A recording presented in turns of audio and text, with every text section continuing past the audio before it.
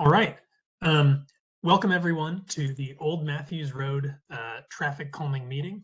My name is David Greaves. I work with NDOT, and I'm here to talk about, a proposed traffic calming design for Old Matthews Road.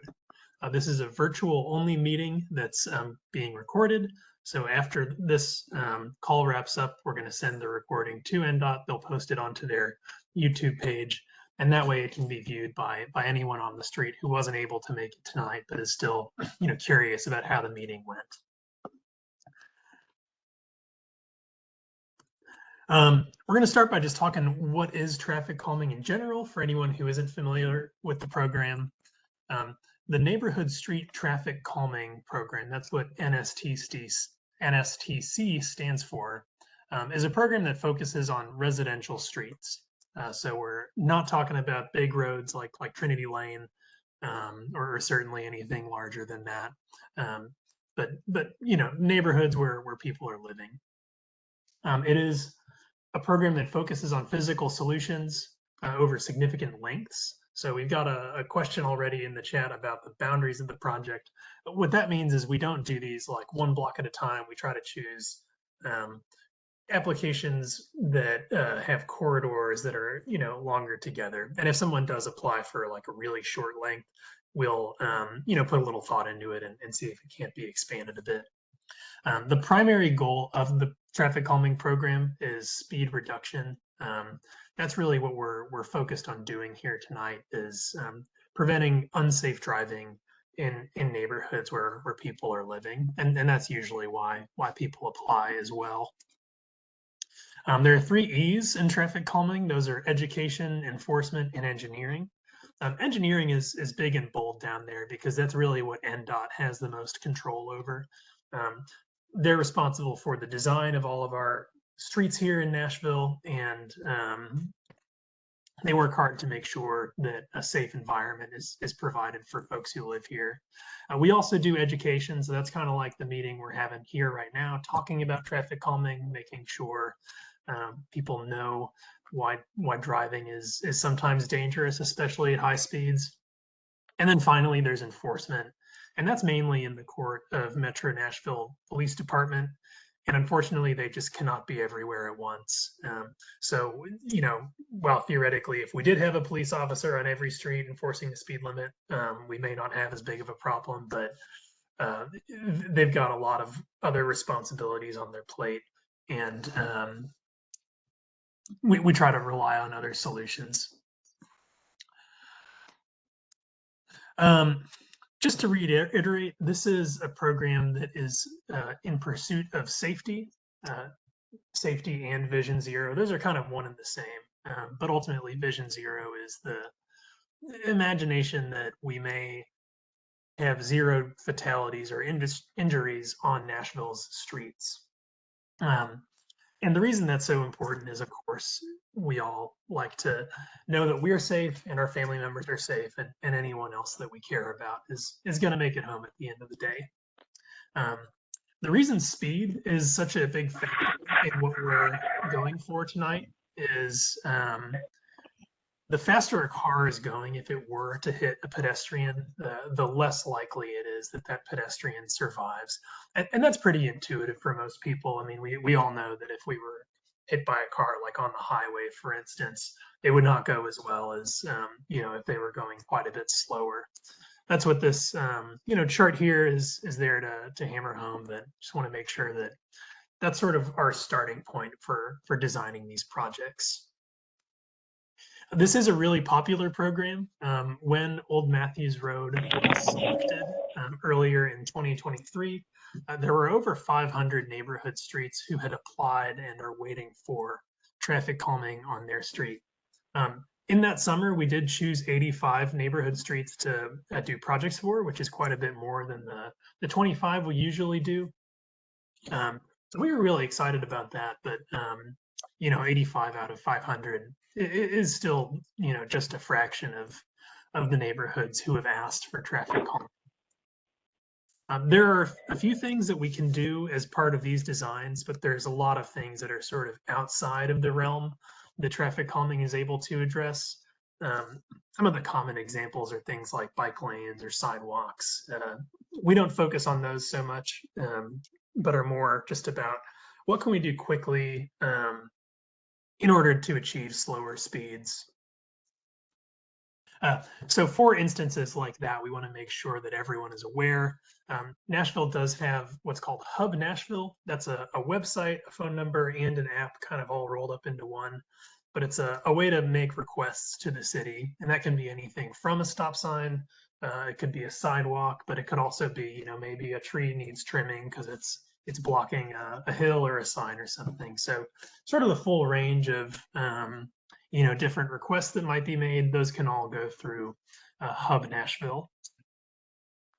So how was Matthews Road chosen? One of those 85 out of the 500 streets that were waiting at the time. Well, we use a very data-driven approach to this. Essentially, once a street applies for traffic calming, we'll go out and collect data on the street just to see, how fast are people going, how many drivers are using that street. And those two factors are actually the biggest influences on a street score. So you can see in this colorful pie chart off to the right, that's 45% of the score is how fast people are going, and then another 25% is how many people are going that fast. The reason we weight these so heavily is because ultimately those two things combined are sort of what add up to the danger that is created by speeding for pedestrians and just anyone who might be out and about nearby. In addition to those two things, though, we do consider three other factors: vulnerable user, injury, or fatality. All that means is if someone has been hit already, we want to make sure that we account for that in the score because we know there's a problem if this is already happening. We try to prevent it before it happens, but unfortunately, we can't say that's the case for every street. And then those last two pie slices, the non-driver accommodations, that's really asking like, do you have sidewalks already? And if you do, it'll have you score lower because at least you've got somewhere to walk that's not in the road. And if you don't have sidewalks, that means we want to pay a little more attention because we know people would be walking in the road if they do choose to walk in their neighborhood. And then that last 5%, that's trip destinations. So that's really parks and schools. We like to account for that a bit because we know that parks and schools tend to generate pedestrian trips, and schools certainly are children involved. But we want to make sure we're paying attention to that as well as we evaluate all of these applications. A couple things to note about Old Matthews Road specifically. The project that was applied for, I believe, was from Troy Court to Trinity Hills Parkway. And that seems a little bit arbitrary in terms of which streets we're stopping at. But essentially, the way we look at these applications is we'll take whatever the residents asked for in their traffic calming application as our starting point. And if we feel strongly that we'd like to revise it, if there's another set of project extents that maybe make a little more sense, maybe a project needs to be a little bit longer before it's worth doing much on, we may adjust those limits a bit. But for the most part, we like to, assume that the neighbors that are asking for traffic calming have put some thought into it. And ultimately, that's why we left those limits the way they were and did not rope in, more of Old Matthews that hadn't asked for traffic calming. The data we collected, we ran an 85th% speed of 36 miles an hour, and then a volume of 819 vehicles per day. So the 36 miles an hour, that's actually pretty high. That's definitely kind of in that range where you're in quite a bit of danger if you were hit by a vehicle. And then the volume side of things, that's actually not too bad. Most of the roads that we see in this program are, at least over 1,000. But that doesn't mean that 819 vehicles is a small number by any stretch. But that's how y'all are comparing to the other streets. The good news is y'all have already been selected, so none of the data we're talking about here is really going to change the fact that we've decided to do a project on Old Matthews Road. So it's really more for information, and it'll help us kind of think about what we might propose. And then finally, the street width actually fluctuates quite a bit between 25 feet and 30 feet wide. That's about 3 car lanes worth of space at the very widest, but for the most part, like a solid 2, maybe with some parallel parking snuck in there, which we did see, you know, a good amount of while we were out there on Old Matthews Road. And then finally, this is a map. It's a screenshot of the traffic calming tracker that's on NDOT's website. This is a really good source of information if you're curious about what other streets around Nashville have gotten traffic calming, which other ones have applied. But here we can see Old Matthews is highlighted in yellow, but that line behind it is sort of a lemon green color. That just means that we're working on the project currently. Teal, I think, is maybe in the construction queue, perhaps, and then purple is applied but not yet selected. So we don't have any projects in your immediate neck of the woods that have been completed. That would show up as like a blue dashed line. But you can go onto the website and find like a nearby street that may have been completed if you'd like to go visit one of these projects and kind of learn what it looks like. So next, I'm going to talk about the program's toolkit. But before I do that, I want to just take a beat and you know, offer the chance to ask any questions you may have. Feel free to come off mute, or if it's easier to ask a question in the chat, that's totally fine too. Or if no one has questions, we can keep charging along. Okay, yeah, I have a question. Sure. Can you hear me? Yes. Okay. When are you all thinking about starting the traffic calming? Hopefully soon. In a few slides, we've got kind of the next steps of the program, and that's where we'll go over like the timeline in a little more detail. But essentially, what's next after this meeting is we'll finish our design, and then neighbors will vote. If it's successful, it'll be put into the construction queue, and it won't be immediate, but NDOT will get to it eventually if it's you know, approved by the neighborhood. Okay. And what streets did you say again that this involves? I know it's Old Matthews Road. And did you say to Trinity Parkway? So it's Trinity Hills Parkway. That's that like really wide kind of side street. That's where Right. it begins or ends, depending on how you're looking at it. And the project stretches back into the neighborhood around, and it actually ends at Troy Court. I know the line we're looking at says the Pappas Court, but we went back and looked at the application and it was for Troy. So we've considered that section as well in our plans, but it doesn't get all the way down to White's Creek Pike. Okay. Okay. Thank you. No problem. Any other questions before we move on to the tools in the toolkit? All right. Oh, sure. Go ahead. I think this is a great idea. I do live on Old Matthews Road, and these cars just fly, fly, fly. Got the sign, the how fast you're going. That didn't work. I think it needs to be done because there's a lot of kids on this street. Go extremely too fast. Yeah, well, that's good to know, and certainly we observe that as well. So next we're going to talk about some of the things that we can do as part of our design to help address speeding. Is everyone okay with moving on to that section? That's fine with me. Yes.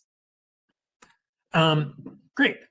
So This is the first measure we're going to talk about because it's the one that NDOT uses most often, and these are called speed cushions. So for anyone who's familiar with the traffic calming program, they know about these because the vast majority of the projects we do use these in some way. And basically what they are, they're just like a speed bump that's been stretched way out so that as you're driving along, if you're driving at kind of a comfortable speed, the 25-mile-an-hour range, you'll be able to just sort of roll over it without much trouble. But if you were going faster in that 30, 35, God forbid 40, that's going to be more of a jolt because you're going over up and down at a faster rate. We limit them to 6 feet wide on purpose. That's because we want emergency vehicles with wider wheelbases, such as fire trucks and ambulances, to be able to straddle these a bit and have a reduced impact to them getting to emergencies. But 6 feet wide is enough to force most cars to have to interact with them in some way. They also come in a range of lengths. So those are 7 feet, 10.5 feet, 14 feet. We basically choose the length based on kind of target speed and generally the context of the project. So 10.5 feet is kind of the normal length that we'll go with for most neighborhoods. Like this one, just sort of it's a sweet spot between, you get a bump, it's intended to slow you down, but it's not quite as jarring as like a shorter version of that same speed bump. Similar to speed cushions or speed tables, those are basically the same thing, but stretched all the way across the road and usually a little bit longer. These are typically only brought out for like really high volume roads like collectors, and ones where perhaps the width of the road is an odd sort of challenge to get the right number of cushions in there without leaving gaps. I mentioned that NDOT really likes using these, and that's because they know they work as intended. So in addition to national research that's been performed over the last 20 years or so, NDOT actually did their own study of different speed cushions projects around Nashville, and they were quite pleased to see that these charts here report speeding was reduced after speed cushions were installed. So we can see the average speed that went down from 31 miles an hour to 22, and then the 85th percent speed that went down from 37 all the way to 25. In case anyone is curious, the 85th percent speed, that just means that 15% of everyone measured was going faster than that number, and then 85% were going slower. So it's kind of like the average, but captures more data points for a little bit better.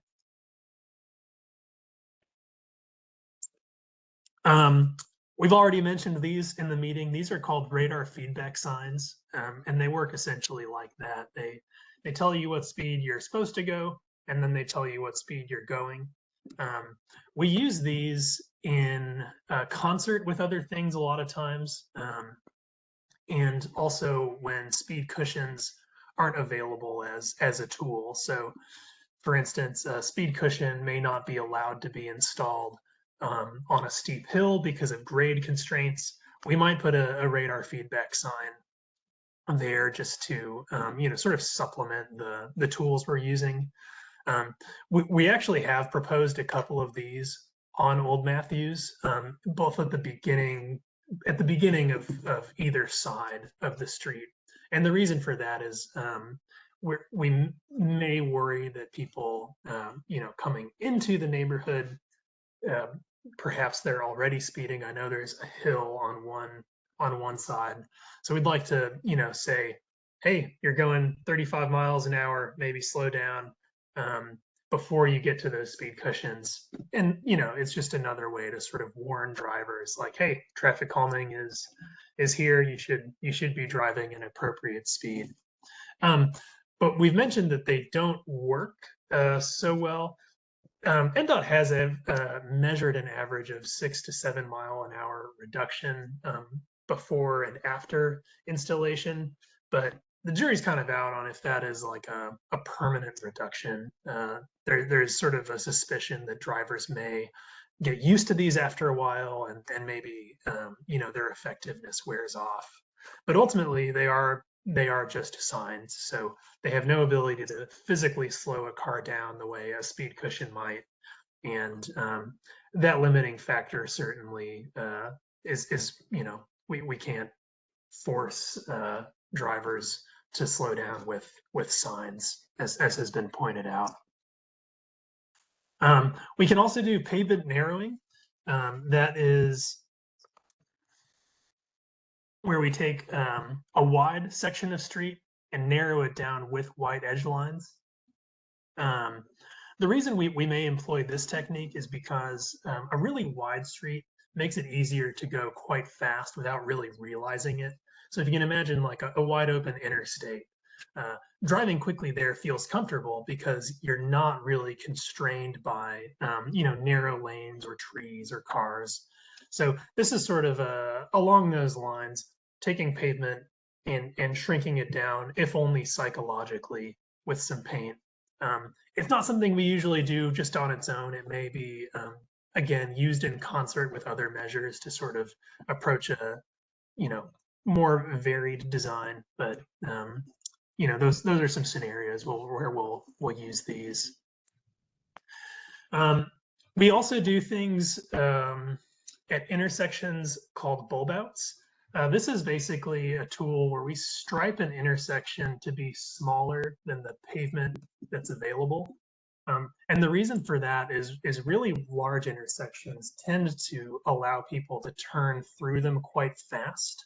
And that can be not ideal for a number of reasons. I mean, certainly speeding isn't what we're looking for folks to do. But also, if you're making a really fast turn, you might not have time to see if a pedestrian was crossing the street into where you're turning. So we want to make sure, intersections that are too wide are shrunk down if possible for that reason. And then an added bonus is if you're walking along the street, the distance you have to cross to get out of the space that vehicles might be in, that's shrunk down as well. So that's that picture on the left there. You can see it's really just paint and some flexible delineators to fence off that space a bit. But it is something that we like using when intersections are really big, and especially if we think that people are using like a large expanse of asphalt for donuts, for instance, as we've seen in some neighborhoods. Chicanes, that's the pictures off to the right. Essentially what these are is when we take a really wide road and we stripe it such that vehicles have to zigzag back and forth as they travel down. This can really slow speeds just by forcing cars to maneuver. That's, any sort of turning and steering is something that will slow cars down relative to being able to just sort of line up and hit the gas and go quickly. I don't think Old Matthews is quite wide enough to do something like this without, diminished effects, but it is something we'll do on streets that are, significantly wide. And then finally, we have traffic circles. This works the same way that bulb outs do, sort of restricting the amount of space available to do intersection turning movements, but out from the middle rather than in from the edges. These typically only work in intersections that are like really wide, because what we don't want to do is prevent any vehicles from making a left turn. And ultimately, we want those larger emergency vehicles to still have the same access to neighborhoods that they have always had, without being disrupted. So we've done these on really large intersections. I don't know that any of the intersections we're looking at tonight are going to be a good fit for one of these, but it is, an option that we keep in mind and evaluate for in our design process. So that's all I've got on the tools, and what we're looking at now is our proposed concept design for Old Matthews Road. So I'll kind of just do a quick narration of what we're looking at here, starting from Trinity Hills Parkway. And you can see there, we're proposing a radar feedback sign because there's no stop sign that a person would have to like interact with before they get to the traffic calming. So if you were approaching this neighborhood, you know, at a speed that's higher than we would like, this will flash a warning at you that says, "Hey, you know, slow down to a better speed." And we like to do that before they get to speed cushions, just to make sure that they have the chance to, you know, follow the rules before you're running over these. After that, we space speed cushions regularly at an interval between 300 and 500 feet, as much as we can. We have to avoid things like steep hills. We also have a lot of driveways in this neighborhood, and we do not like to put these in front of driveways. So there are some clearances we work around there. And then we also can't put them on sharp curves. The reason for that is we need drivers to be able to see these coming before they get to them, for safety reasons. So where Old Matthews bends around, it kind of goes down a steep hill on that curve and then comes back up a hill. We're not able to place speed cushions there. But the bright side is, to get there, you will have had to interact with speed cushions already.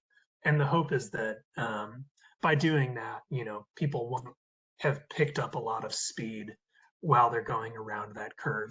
So while we haven't proposed anything on that stretch, we are optimistic that we won't see the same degree of speeding in that area after this project is completed as we've observed today.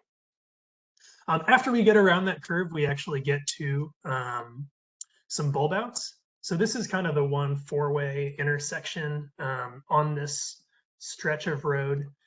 So at Combs Drive, and I think that other cul-de-sac is Pepys Court. That intersection is pretty wide. So that was one reason that we sort of thought to ourselves, maybe this would be a good candidate for bulb outs.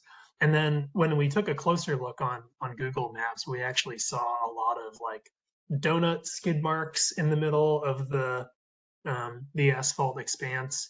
And when we see that, that's a pretty good indicator that bulb outs might be something that can help with that, because it removes the pavement that you know is being exploited for such things. Then finally, we have one more set of speed cushions. That again is to make sure that you can't really get to that curve that we can't put cushions on before having to interact with something. And then finally, we have another radar feedback sign that's sort of at the bottom of that hill that one comes down to get into this neighborhood. And the reason we have that there is the very same as you know, why we have it in the beginning, is so that we warn drivers, hey, if you're going too fast, maybe slow down, and then you get to the speed cushion, just to make sure no one is surprised. So this is a good time to stop and take any questions. I'm happy to go back to any of the slides we've covered already. If you have questions about the tools, we can also stay here if anyone has questions about what we've proposed. Happy to, you know, address anything you'll have. So more than likely, you all will be doing the speed cushions. I'm looking at from what I see on the diagram. That's correct. Yeah. Speed cushions work really well for slowing vehicle speeds, whether or not they respect striping and signs. So we propose them on just about all of our traffic calming projects, given their observed success. Okay. I have another question, and it's not related to the Sure. speed cushion, but I know it has been several years, and they had said they were going to do sidewalks. They did do them up to Silas Court, or Silas Drive, but they didn't come further. down Old Matthews Road. I don't know if you know anything about that or if they plan on still putting sidewalks in. I just feel that would be helpful, and especially where people don't have to walk in the streets. Yeah, I totally agree. I mean, definitely sidewalks are a feature that keep people safe by separating them from traffic. Um, they are in like a totally different ballpark than traffic calming in terms of construction timeline and construction cost.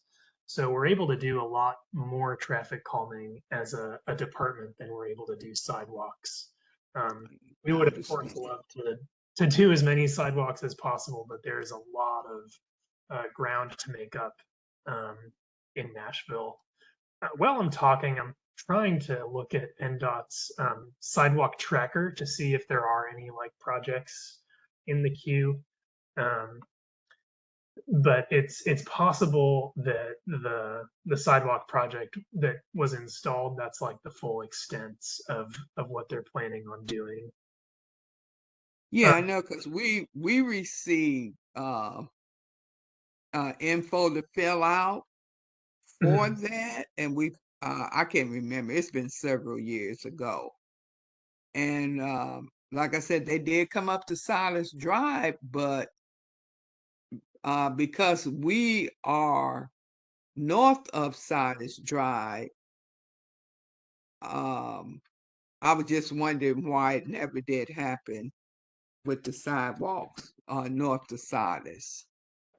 Yeah, I'm not exactly sure. I can say I'm not seeing any information about like any projects that are in progress. Um, Right. So the best way to request a sidewalk from NDOT is to go to Hub Nashville and fill Okay. out that form, and then they'll receive your request. Um, Okay. so that would be a good thing to do. And if you'd like, after the meeting, we can zip back to the slide where we have the information about the specifics of how to access that Okay. That website. would be great. Thank you. No problem. Any other questions about the design we're looking at? The next part of the presentation is sort of next steps, how we're going to vote, when does everything happen? On the speed bumps, speaking of, they put one before Matthews. It had a separated. It had a hole in the middle. It was separated where it was a hole where cars just went on full of it. Oh, Straight yeah. across. Hmm. I mean, going all the speed bump going all the way across, it had a hole. I never understood that. Do you know anything why they do that? Yeah. Let me go back to the slide where those are pictured, and I'll sort of elaborate. So as opposed to what we're looking at here, this is a speed table, and that's one solid speed bump that goes all the way across the road. We're proposing speed cushions, and those do have those gaps that you're talking about. The intent of the gaps is for the wheels of larger vehicles to be able to roll through it. So, like, if a fire truck hit one straight on, they would not be as jarred as like a smaller car.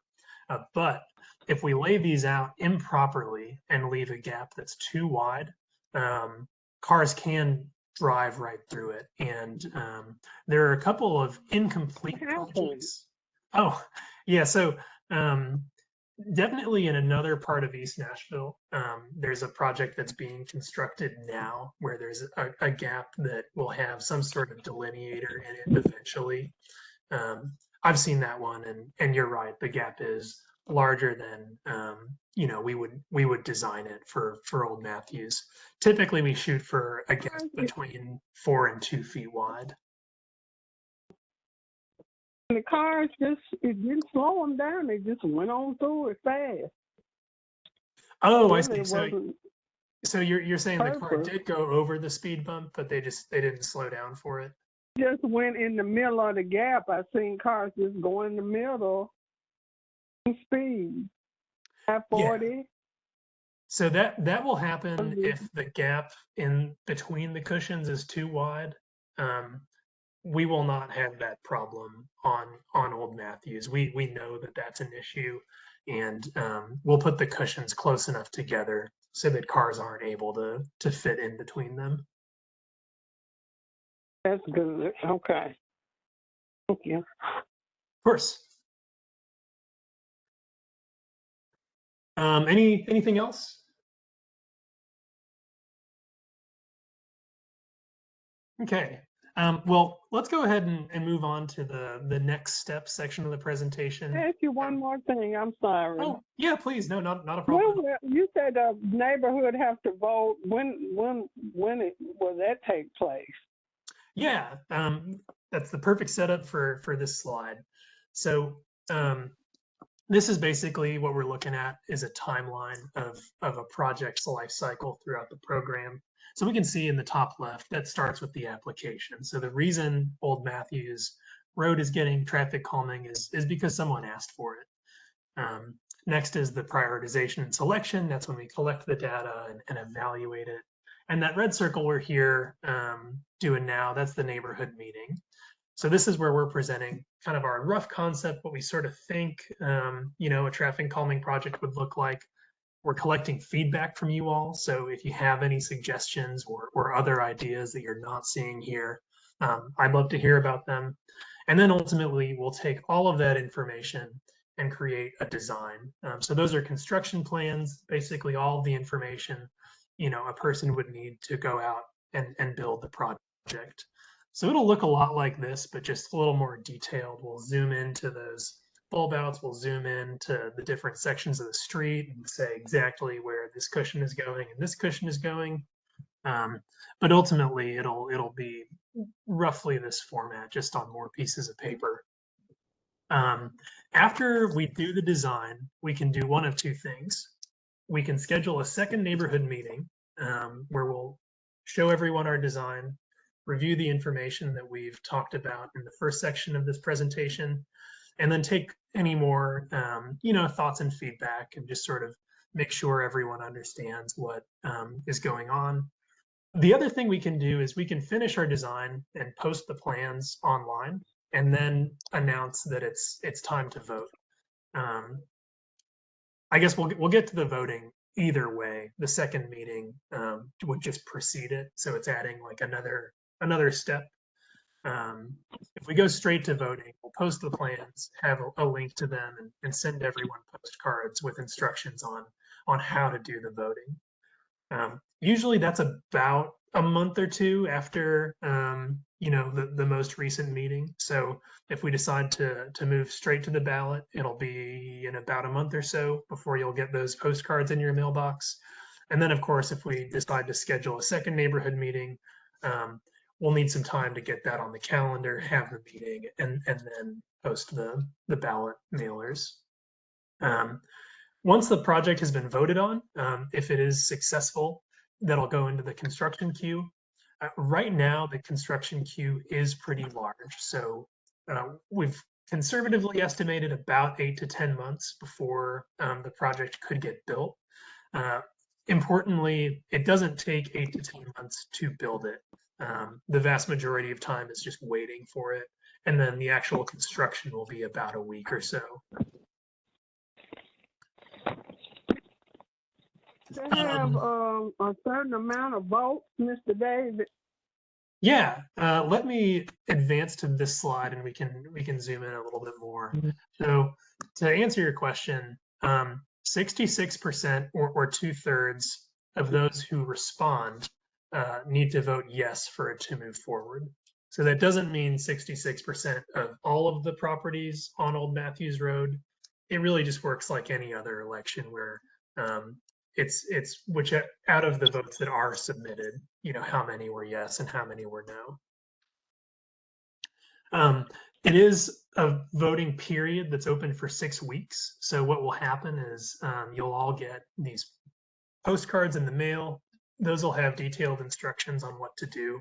But essentially what you do is go onto the form that they're directing you to, and enter your unique ID code. That's going to be on the postcard as well to make sure that, you're not voting if you're not supposed to be.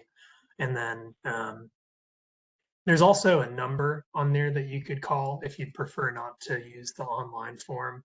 You can call NDOT at the number, and someone will pick up and take your vote that way if that's preferred.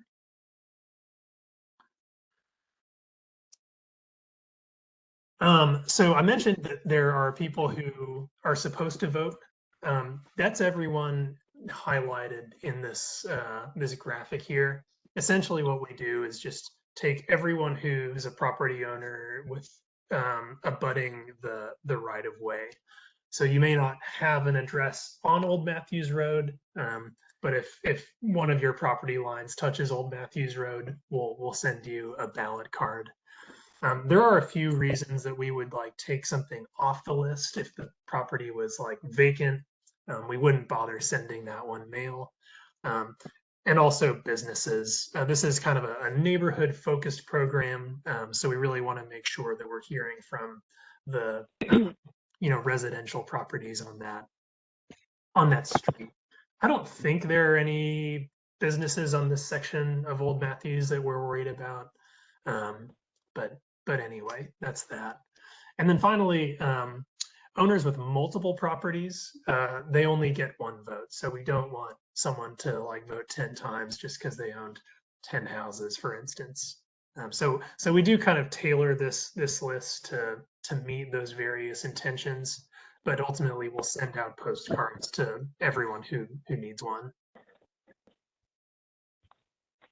Any questions about the ballot process or eligibility, anything like that? I do have a question. As you mentioned, those who have property lines on Old Matthews Road, of course, the speeding is on Old Matthews Road, but it does continue coming around Old Matthews Road, up Combs Drive, as well as Silas as well. So will those people, the communities that are addresses not Old Matthews Road, will they still be able to participate and cast a vote as well? No. So if they are not on Old Matthews Road, we won't send them a ballot. I mean, we do recognize that they may have an opinion or a preference whether or not, the speed cushions do get in. But part of the rationale behind that is those that are living on the street that we're doing traffic calming on are the ones who are, the most affected by speeding that happens. And what we wouldn't want to do is get too far away from that spot. And then suddenly you have, people who really don't mind if people are speeding on, some street they don't live on because they live somewhere else. So we had to draw a line somewhere. And basically this is the policy that we feel most accurately captures the, the wishes of a street. Does that make sense or answer your question? It does. It does answer the question. Thank you. Sure.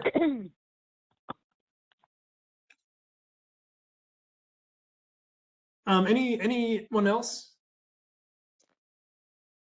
In a way, the meeting's going to be verbal. In a way, we can look at the slide or what you're doing, or what you're looking at. Is there any way we can see that? Be just verbal. Oh, I see. So you're I'm guessing somebody has called in from like a phone and isn't able to see my screen. Anyway, so yes, I'm running through slides right now and we're recording this meeting. So this will be posted to YouTube, and I'm happy to let anyone know when that happens. So this meeting itself will be able to be reviewed, and the design that we produce will be posted on NDOT's website before voting starts. So when you get the ballot postcard, it will direct you to where that design can be reviewed, and you'll be able to take a look at it before you decide yes or no. Because I want to. I'm voting for. Yeah. We definitely don't want you to be in the dark on what you're voting yes or no on. So You should have all the Mhm. information available to you at that time. Certainly, if you have questions or trouble finding the plans, you're welcome to reach out to me, and I'm happy to get you set up with, answer any other questions you might have once you take a look at the plans. Will your information be on there when it's finished? Yes, yes. So I've just switched the slide. Right now, we're looking at both my contact information. If anyone's not able to see it, I'll read it out loud. But it's david.greaves@kimley-horn.com, and that's DAVID period GREAVES @KIMLEY-HORN.com. There's also a traffic calming general email that goes to NDOT staff, and that's NDOT.TrafficCalming.Nashville.gov. You're welcome to reach out to us, at any time, and we'll, get a response to you. So anyone else is open to ask me questions, but I have a question for all of you, and that's, does anyone have a preference on whether or not we do that second neighborhood meeting?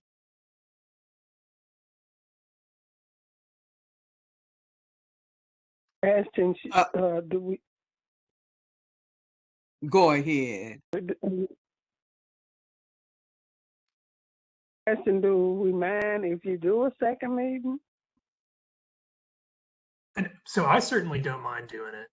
We're more than happy to if it would be beneficial to the folks. The reason we make it optional is sometimes streets are just really eager to move forward with the project, but it doesn't bother us either way.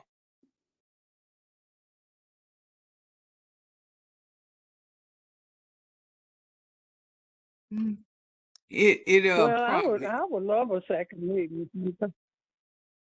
I'm sorry. Go ahead. Oh, I was just saying a second meeting would be fine with me. That way I can kind of see where we are with everything.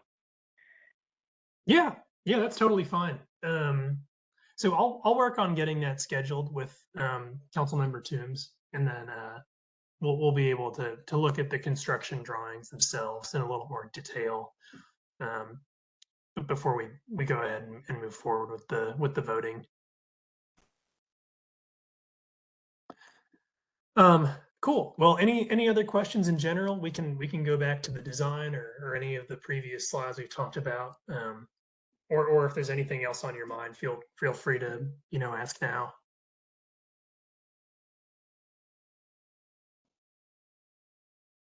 Do you have your own engineer company or that you're working with? So I actually work for an engineering firm called Kimley Horn. That's the company and my email address and the logo there off to the side of my name. But we work with NDOT very closely in this program to the point where I'm here representing both NDOT and Kimley Horn as a traffic calming engineer. Mm-hmm. Okay. Okay. Well, thank you. Yeah, thank you all. Really appreciate you coming out tonight and offering your feedback. In case anyone is curious, this QR code and URL below leads to Nashville's traffic calming website. There they've got more information about the program for those who are curious. And then, of course, they have social media accounts as well that you can keep track of them at. But if we don't have more questions, I won't keep you. Thank you all for coming, and have a great night. Thank you. Thank you. You as well. Thank you. Look forward to speaking with you again. Good night. Yeah. All right. Good night. Good night.